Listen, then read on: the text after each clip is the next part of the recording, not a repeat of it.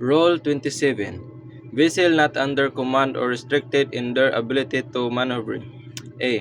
A vessel not under command shall exhibit 1. Two all-around red lights in a vertical line where they can best be seen. 2. Two balls or similar shapes in a vertical line where they can best be seen. 3. When making way through the water, in addition to the lights prescribed in this paragraph, sidelights and stern light. A vessel is restricted in her ability to maneuver, except a vessel engaged in mine clearance operation shall exhibit 1. Three all-round lights in a vertical line where they can best be seen. The highest and lowest of these lights shall be red, and the middle light shall be white.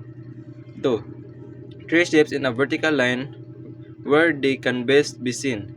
The highest and lowest of these shapes shall be balls and the middle one a diamond. 3. When making way through the water, a masthead light or lights, side lights, and a stern light in addition to lights and prescribed in subparagraph 1. 4. When at anchor, in addition to the lights or shapes prescribed in subparagraphs 1 and 2, the lights or shape prescribed in Rule 30. C.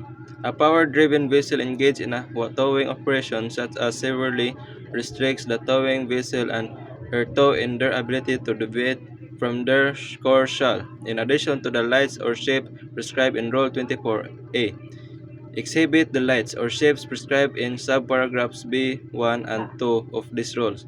D. A vessel engaged in dredging or underwater operation when restricted in their ability to maneuver shall exhibit the lights and shapes paragraph prescribed in subparagraph B1 and 2 and 3 of these rules and shall in addition when an obstruct exists exhibit 1. Two all-round red lights or two balls in a vertical line to indicate the side on which the obstruction exists. 2. Two all-round green lights or two diamonds in a vertical line to indicate the side on which another vessel may pass. 3.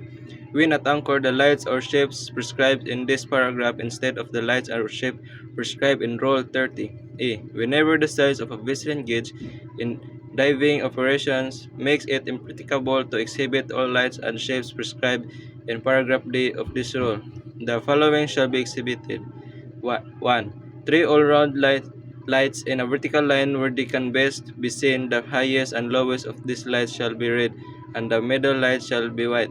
2. A rigid applique of the International Code Flag A, not less than 1 meter in height, measure shall be taken to ensure its all-round visibility. If a vessel engaged in mine clearance operation shall, in addition to the lights prescribed for a power-driven vessel in Rule 23 or the lights or shape prescribed for a vessel at anchor in Rule 30 as appropriate, exhibit 3 all-round green lights or 3 balls. One of these lights or shapes shall be exhibited near the foremast head and one at each end of the foreyard.